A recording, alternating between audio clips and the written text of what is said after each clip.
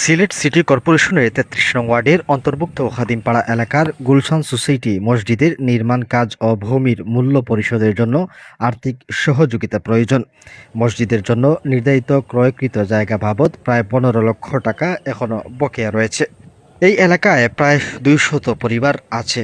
বর্তমানে মুসল্লিরা অস্থায়ী টিনের শেডে নামাজ আদায় করছেন। স্থানীয় সূত্রে জানা গেছে, গুলশান আবাসিক এলাকা ৩ নং রোডে অবস্থিত এই মসজিদটি এলাকার ধর্মপ্রাণ মানুষের একমাত্র ইবাদতস্থল। গুলশান সোসাইটি দায়িত্বশীলরা জানান, এটি আল্লাহর ঘর। আমরা চাই দ্রুত জমির বকেয়া টাকা পরিশোধ করে একটি স্থায়ী ভবন নির্মাণের কাজ শুরু করতে।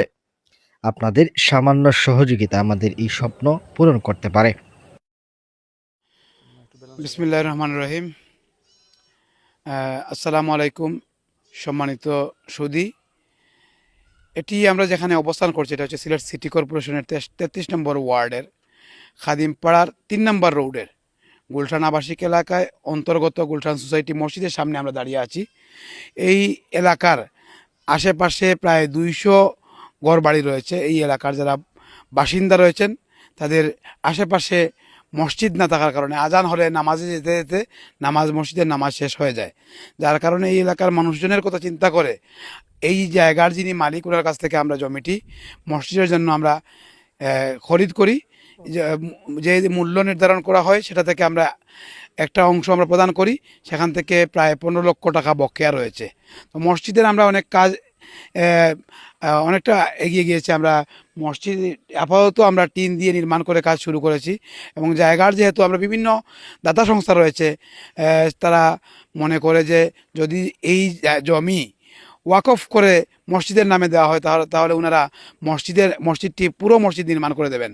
তো মসজিদের যেহেতু ১৫ লক্ষ টাকা বকেয়া রয়েছে, তো আমরা এখানে মুসল্লিরা রয়েছি, আমরা সবাই মিলে আমরা চেষ্টা করছি আমাদের অবস্থান থেকে। ইতিমধ্যে দেশ বিদেশের অনেকের সহযোগিতার মাধ্যমে আমরা জমির মালিককে আমরা একটা অ্যামাউন্ট প্রদান করেছি এবং অবশিষ্ট ১৫ লক্ষ টাকা আমরা সবাই যারা দেশে বিদেশে রয়েছেন, আমাদের আত্মীয় স্বজন রয়েছেন, সবার কাছে আমাদের আবেদন যে আপনারা সবাই আপনাদের হাত প্রসারিত করবেন, মসজিদের আল্লাহর ওয়াস্তে দান করবেন।